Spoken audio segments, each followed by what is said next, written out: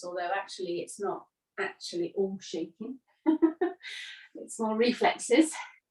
Now, the thing about the reflexes is really interesting is that, you know, when you first start doing them, you know, you definitely find 1 or 2 or 3 that you absolutely love.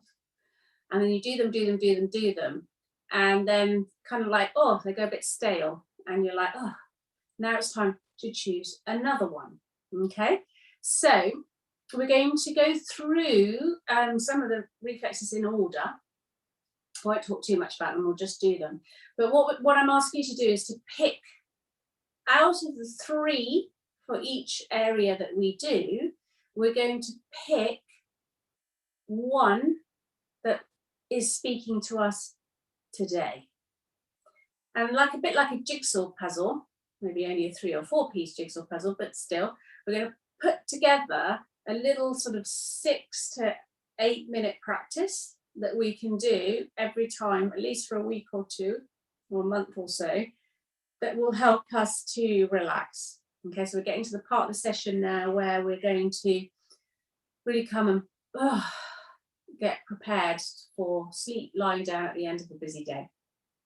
Okay, so you will see it's the same principle. We're going to need to meet ourselves having had a busy day. Some of the practices can be quite subtle and some of them are not so subtle. So sometimes when you have had lots of stress, the more strong ones are the ones you need, and sometimes the subtle ones work just as well.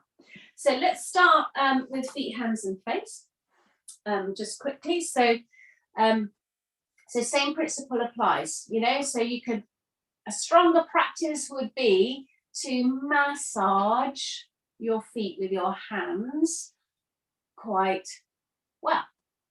Or of course you could use, you know, one of the spiky balls, one of the hard spiky balls.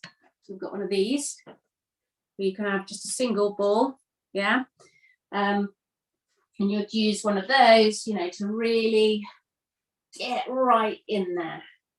Okay, so that's a more impactful way of doing it. And sometimes you just need that. Okay, same principle applies with a little bit more subtle. So a little bit more subtle would be something like tapping that we did last week, you know, tapping the feet, or using a less hard ball on one of these more sort of the doggy balls, I call these, because you get them in pet shops. Very light. When you rub them, they feel a tiny bit tickly.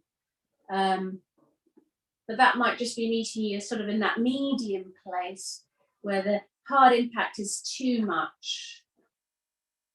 And then the subtle for the feet is literally to just feel them. Like, can you connect with your feet? Obviously, now that we've done all of that, it's a bit easier. But if you're standing outside in your boots, you know, you can't get a ball out. So maybe just feeling the feet. There are my feet. And in this position, obviously, pushing the feet together, feeling the foot against the foot, or feeling the foot against the sole of the shoe. Lovely.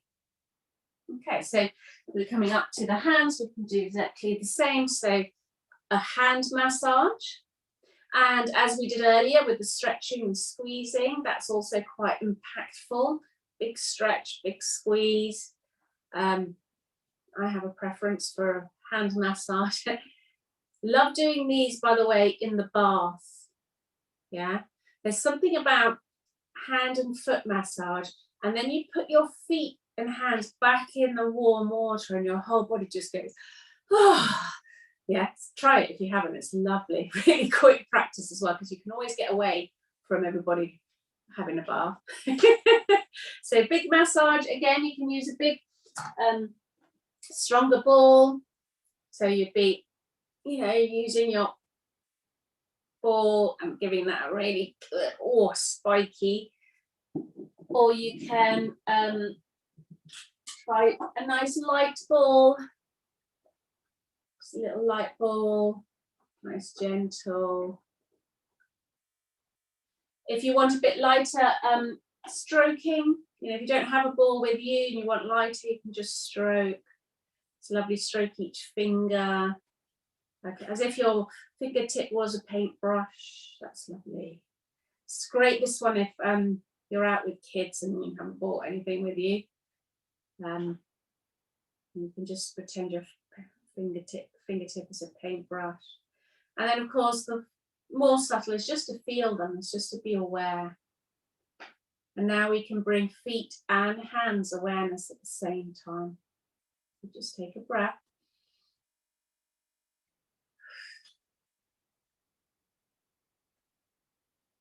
And just feel the feet and the hands. And then we can bring a massage to our jaw. And if you've seen previous stuff, you know, we can also press. This is what we did last week, where we found a point beneath the jaw joint here, and finger in the jaw itself, and we pressed. That's quite impactful too.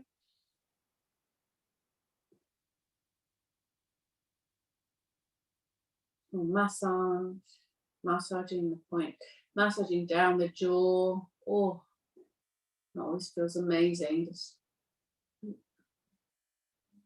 good.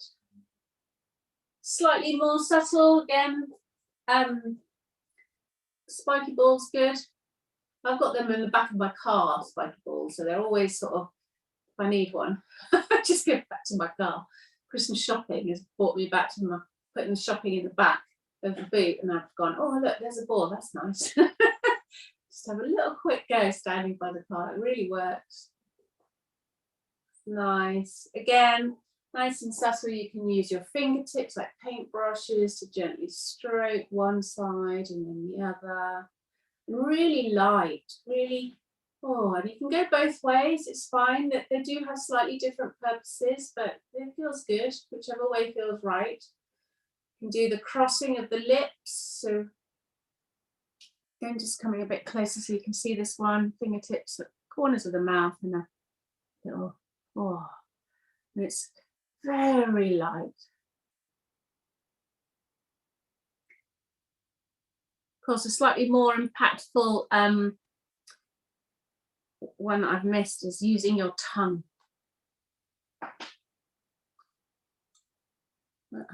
Just brushing your teeth, curling your tongue, sticking your tongue out, putting your tongue in your cheek, all of those. And then when you stop, you can come into that more subtle.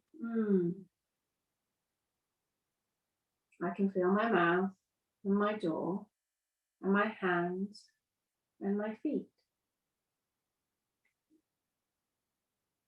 And breathe.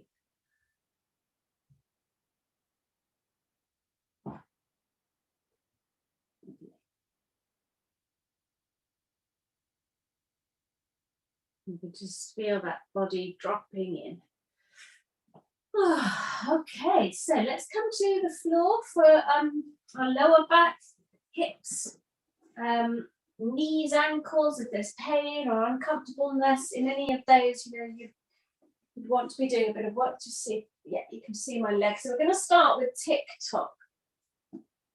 So toes in, release. Toes in, release. Also a bit like windscreen wipers. Think about windscreen wipers. They've got a lovely rhythm.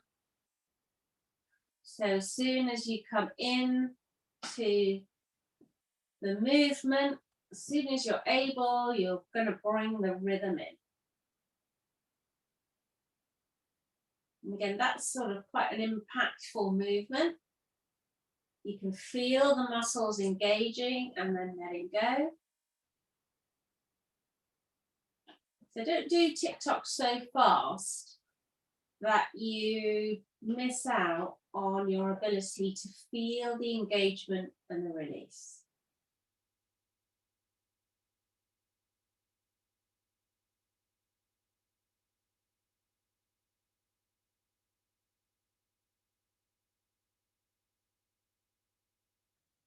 And then a bit more subtly, just seeing, can you find the point where this movement originates from somewhere in the lower back. A doctor examining a patient, you find the point of origin.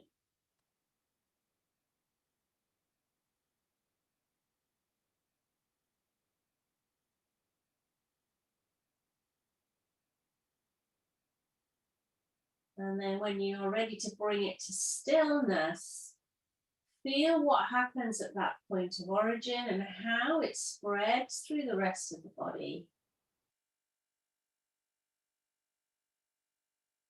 And it's a bit more subtle now, taking a breath.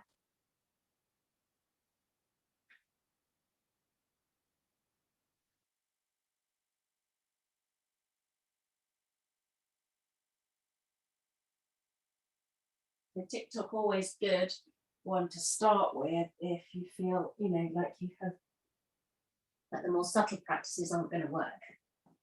So the next one is the knee bend rock. So again, we're lying down. You can do the knees up rock as well. It's depends. You might feel a bit easier on the belly. I don't know, Nikki, with this one, but you have to see. Soles of the feet on the floor. And we just got a lovely, gentle rock. Knees up, and you've got a gentle rock. And thinking about initially just getting the movement going, getting into a nice rhythm.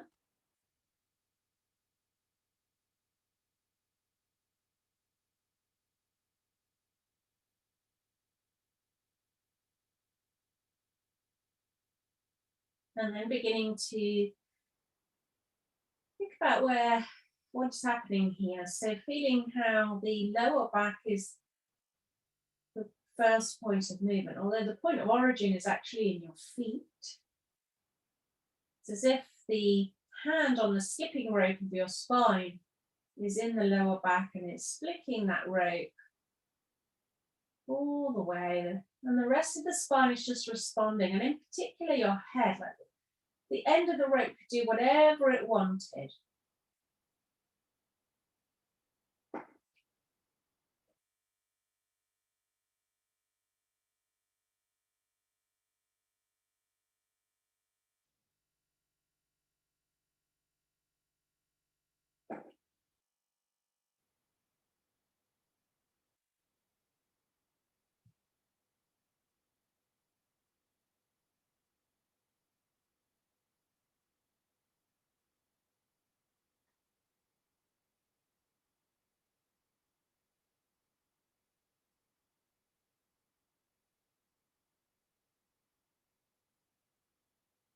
And just waiting for that little moment, something that often changes, usually that little signal, body just signaling to you subtly at first, and then more and more strongly as you ignore it. The time to stop. And feeling that response. Just comparing it to TikTok for a moment, just seeing, out of the two, the windscreen wipers and this one, which one has had the most impact today?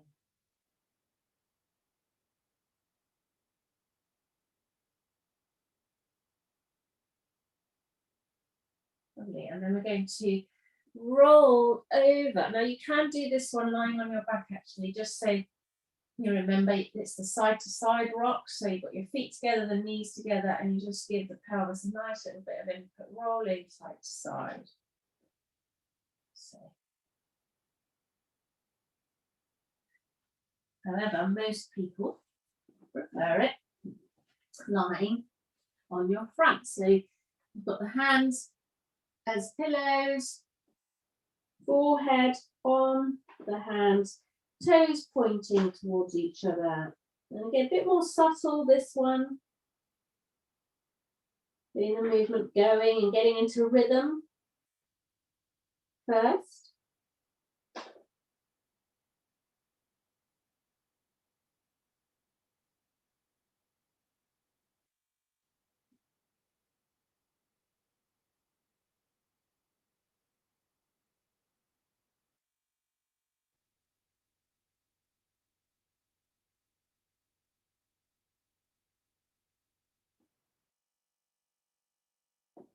you need to be aware then of the point of origin of this movement.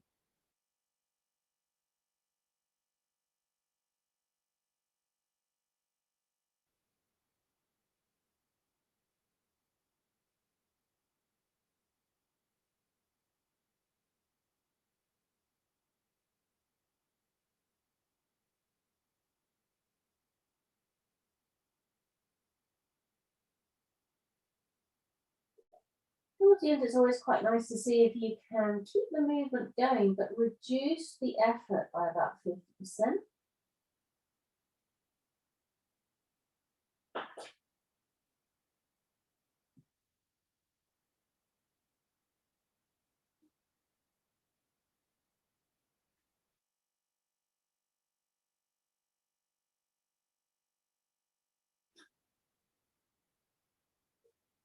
And again, just looking out for the signals. We've done 3 in a row. We don't normally do so many. So if it becomes a bit overwhelming, bring your attention to your feet and your hands and your face for a moment.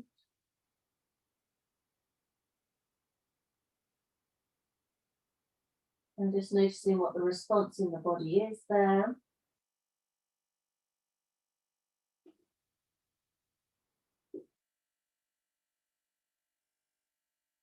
And again, just deciding out of the 3 that we've done, which one is going to give you the most at the moment. Now I'm assuming that we're doing these sort of ready to relax, preferably in bed.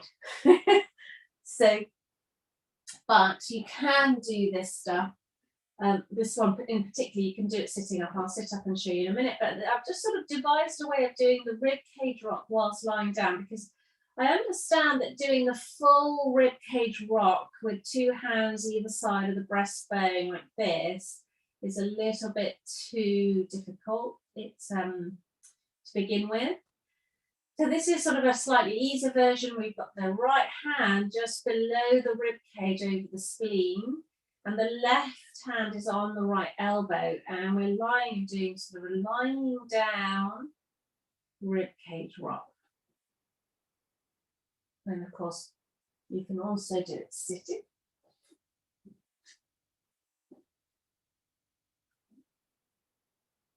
So again, initially you're just getting the movement going, and then you're thinking about the rhythm.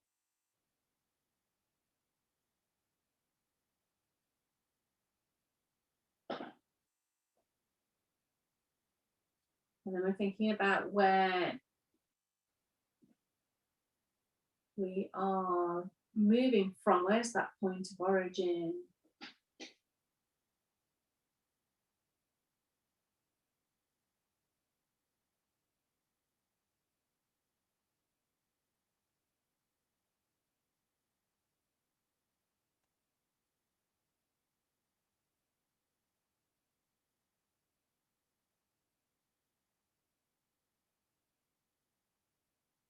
And that one's quite subtle.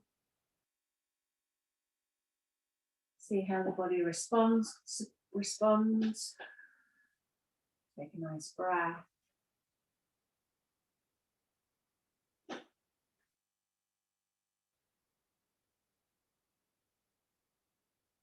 So the next one is again lying down. Once we're on our side for this one, we're using our one arm or a pillow to support our head. Depends on how your shoulders are. The knees are tucked right in for this one, and this is so that we don't use our lower back. Hand is on the floor. My fingertips are pointing up towards my head. That really helps to get the movement up and down. So pull the floor and push the floor rhythmically away from you, and hopefully the rest of the body will come with you.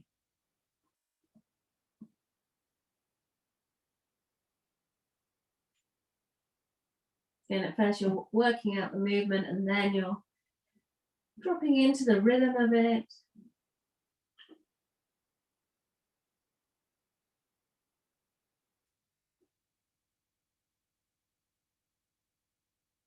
And of course, this one really depends on the strength in your arms. Quite soon, you start to feel a bit of a burn in the arm. You don't want to overdo it because we do have two sides, so we can just turn over and do the other side. It's not a problem. But do stop. When you do stop, do feel the response before you turn over.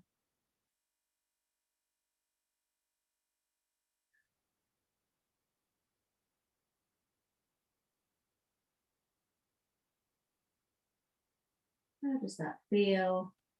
And then just roll over and do the other side.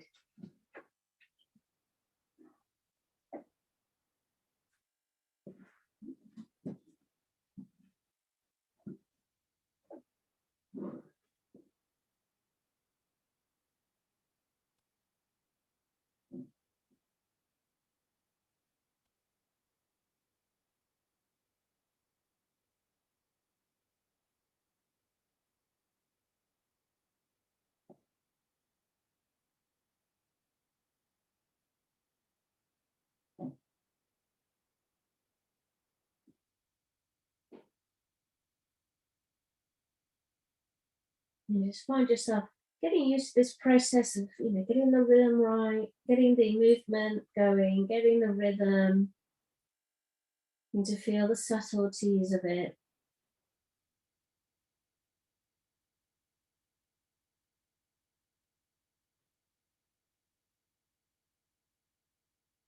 And then bringing awareness to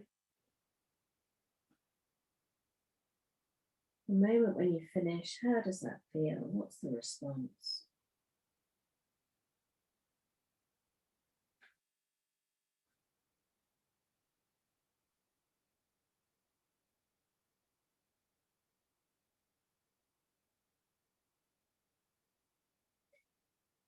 Final one for this area. Upper back, shoulders, shoulder girdle, diaphragm, or breathing difficulties is an isometric one. So we're going to find the little dip between our ribs.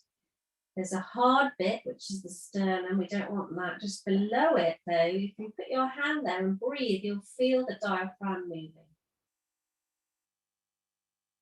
We want to make sure that we are in contact with the diaphragm. And then as you breathe in, and again, you can do this one sitting up just as well as lying down, incidentally.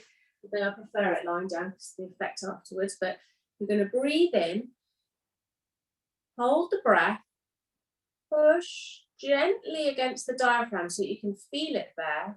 Count 2, 3, 4, and then let go of the pressure as you breathe out. Breathing in. Feel the diaphragm push against the hand, hold the breath, push down gently, 2, 3, 4, and release. Again. This time, just hold it for as long as feels right for you.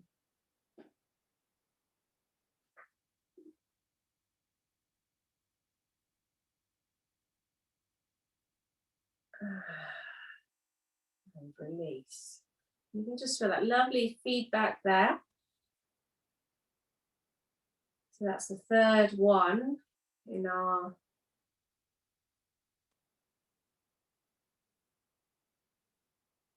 Moro area. Just decide which one of those 3 felt the most, had the most impact for you today.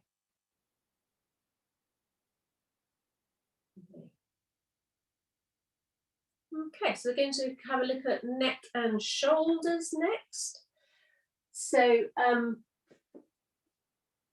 we're going to start big.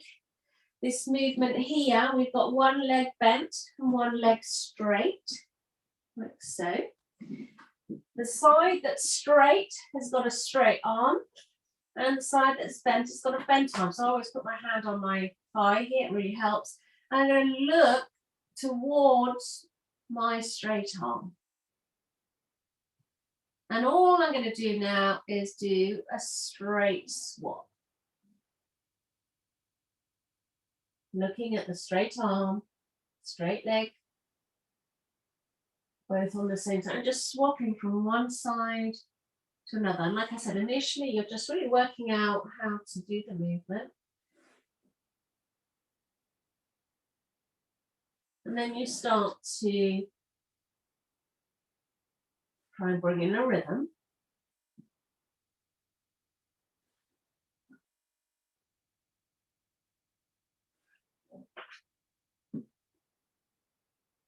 And again, this is one you can just about do it sitting. It's a little bit tricky to drag the leg up and down as you do it, but it is possible.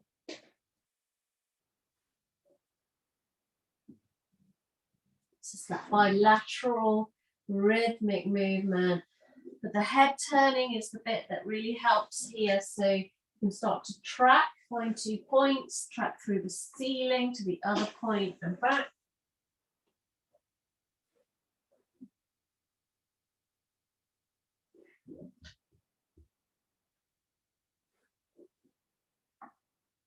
And then, of course, when you're done, all we're going to do is just lie for a moment and just see how that feels, what effect that gives us in our shoulders, especially our neck, even our throat.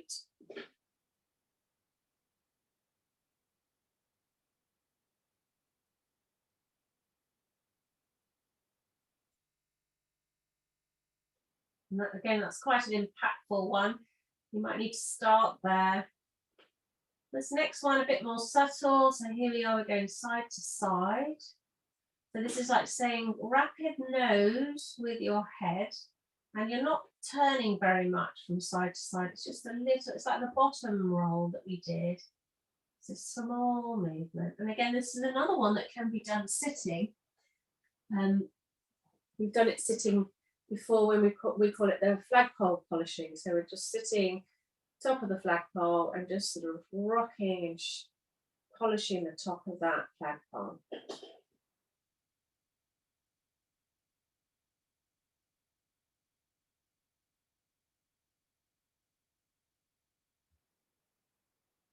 So either on the floor or sitting up, depending on where you find yourself in need of these. We'll be doing them. With the sitting up one, it's quite nice because you can start to look down and rock and then look up and do it. But then when you're on the floor, it's also quite nice because you've got that lovely support of the ground and you don't have to use a lot of effort either. So you can just, especially afterwards, just feel those shoulders really letting go into the floor.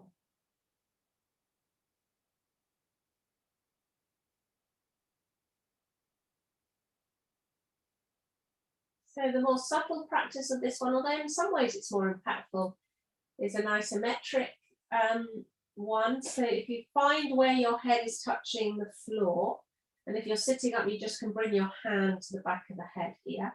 You're going to push into the ground and really feel all the muscles that activate when you do that, and then count to 3 and let go. And feel the response in the body. Pushing into the floor, 1, 2, 3, and then release. And again, 1, 2, 3, and then release. Bringing the hand to the forehead as if the hand were the floor. Going to push into the floor here with the head at the front. 1, 2, 3, and let go. 1, 2, 3, and release. Feeling what muscles activate and what muscles let go. Let the hands come down. Have a moment to really feel the effects.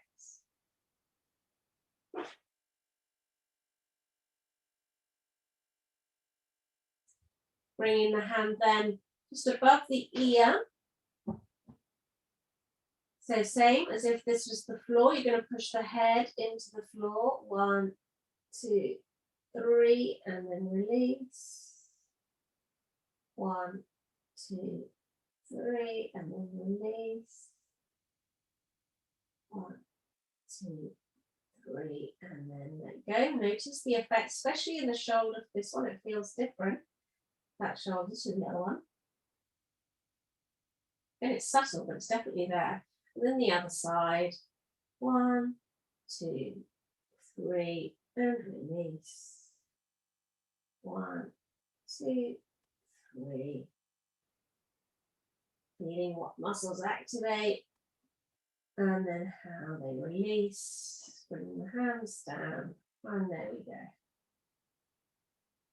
If it's a little bit overwhelming, tune into your feet, hands, and face for a moment.